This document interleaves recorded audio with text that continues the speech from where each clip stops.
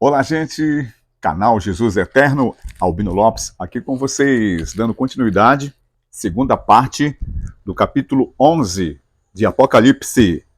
Apocalipse 11, verso 5. Se alguém pretende causar-lhes dano, sai fogo da sua boca e devora os inimigos.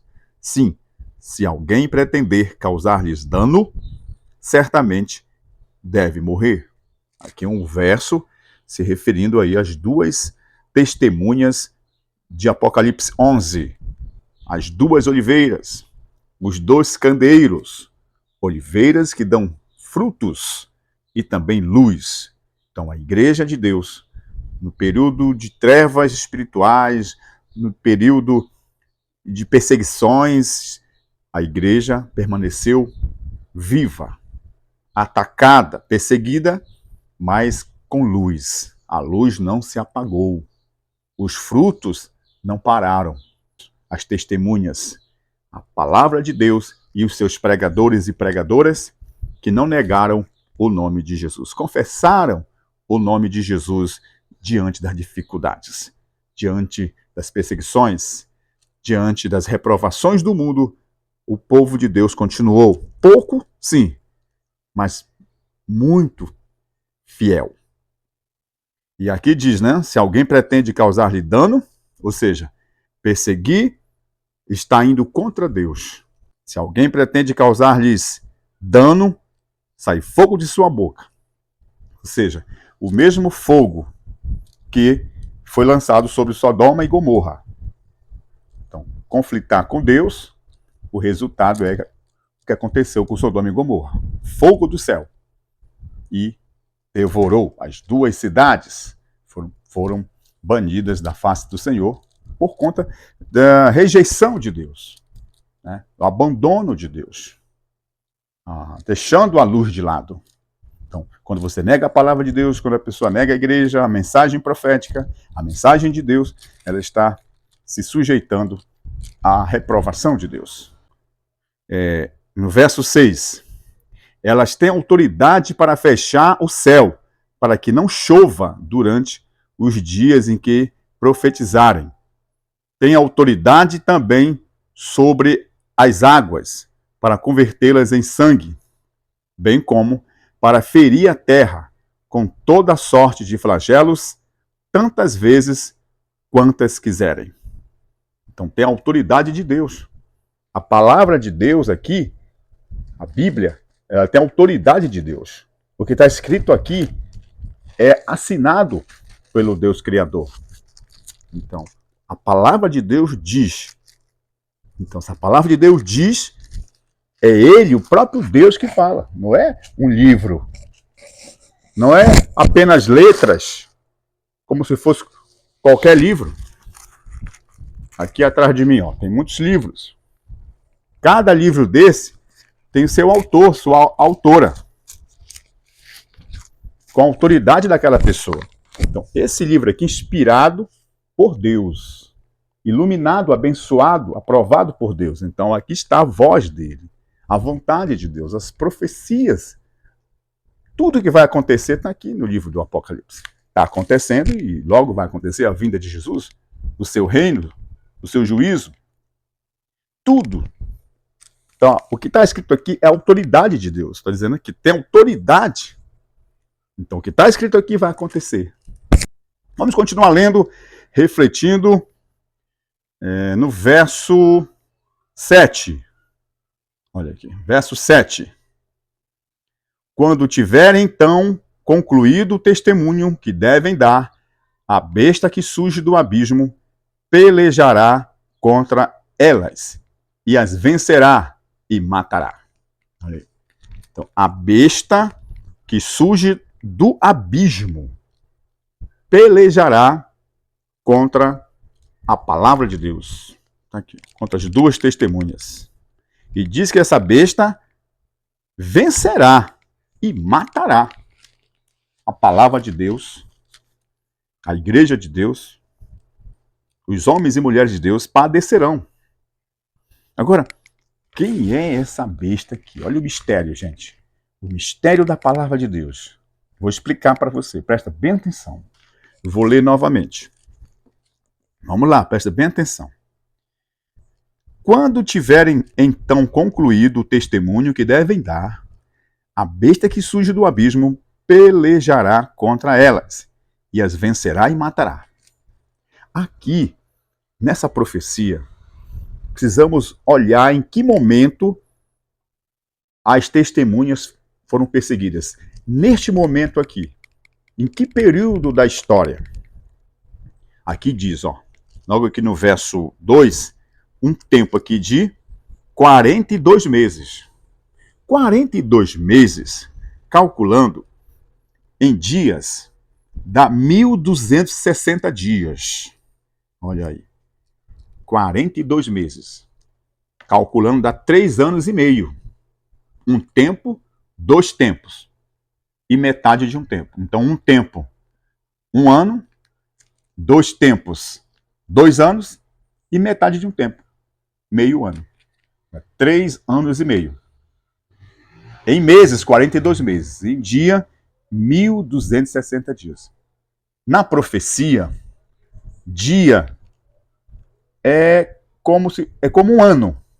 Um dia na profecia é um ano. Então, 1.260 dias, 1.260 anos.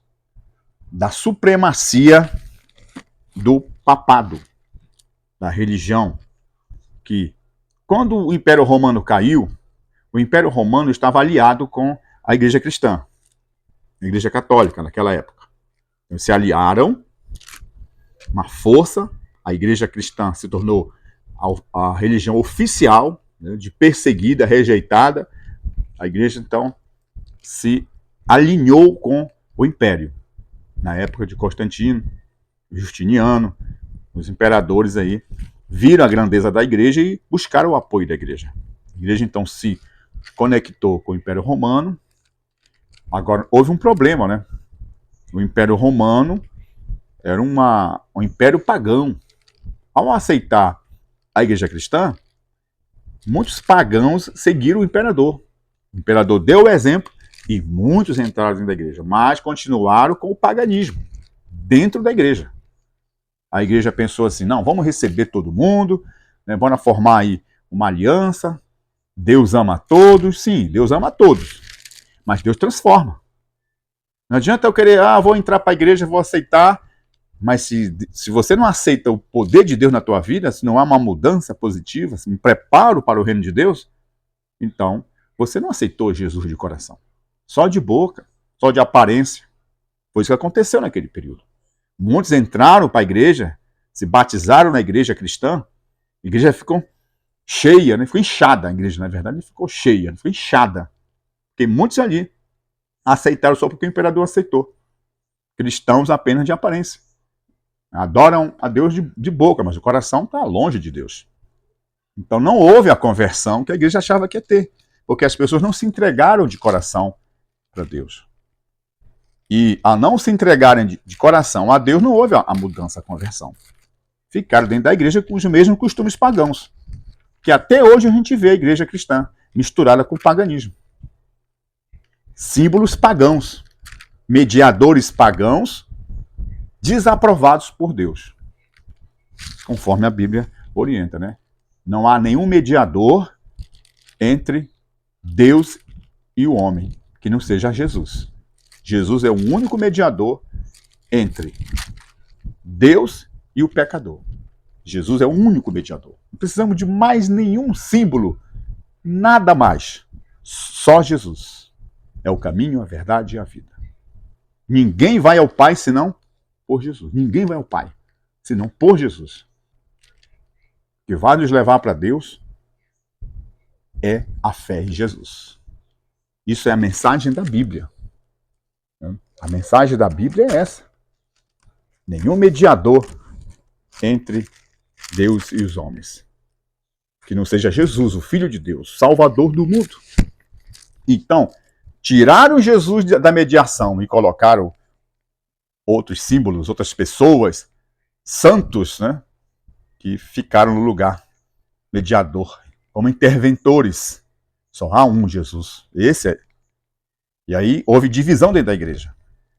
As pessoas saíram, muitos saíram da igreja por ver a igreja caindo daquele jeito no mundo, a igreja caindo nas ilusões do Império Romano. O Império Romano, ao invés de se converterem, mudaram foi a igreja que mudou. Para assim, alinhar com os poderes do mundo, os costumes do mundo, as tradições do mundo pagão, invadiram a igreja. Houve uma grande divisão lá na igreja. Ficarão só duas igrejas. A igreja vai ficar com a Bíblia e a igreja vai ficar com os costumes dos homens, a autoridade da nova ordem mundial. Então qual lado você vai ficar? Vai ficar do lado da palavra de Deus, está escrito na palavra de Deus, ou vai ficar do lado dos costumes mundanos? A vontade do homem e de mulheres que não têm compromisso com Deus. Não tem compromisso com a palavra de Deus, não tem compromisso com Jesus Cristo. Não. Tem compromisso com as suas próprias vontades. Vontades que são contra a vontade de Deus. Então, nesse período, a igreja dominou. A igreja, não mais a igreja pura cristã, mas a igreja agora poluída pelo paganismo, poluída pelo Império Romano. Então, quando o Império Romano caiu, a igreja cristã assumiu o poder, né?